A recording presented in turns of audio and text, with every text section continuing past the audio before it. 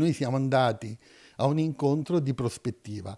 In realtà abbiamo dovuto affrontare il disagio forte dei lavoratori che appunto in assemblea abbiamo proclamato l'agitazione sindacale. Proclamato lo sciopero di 2 ore dalle 10 alle 12 di lunedì 27 ottobre, un presidio nel piazzale dello stabilimento di Castrette a Villorba. Stop al lavoro dunque per i dipendenti Benetton, firmato unitamente da CGIL, CISL e UIL.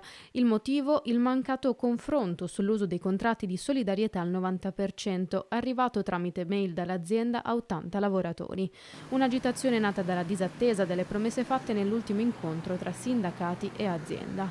A luglio era stato presentato infatti il piano di riorganizzazione in cui si prevedeva di dividere la società per competenze all'interno di Benetton. Ciò, spiegano dai sindacati, ha fatto presupporre un rilancio serio dell'attività e del marchio. Nell'occasione si era anche stabilito che non venisse applicata la solidarietà al 90%, ma si sarebbe mantenuta solo per 1 o 2 giorni fino alla fine dell'anno.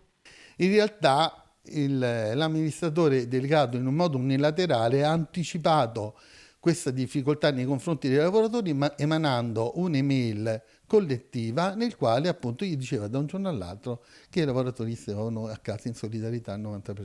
Troviamo questa sorpresa che pesa in termini numerici e pesa anche in termini di prospettiva.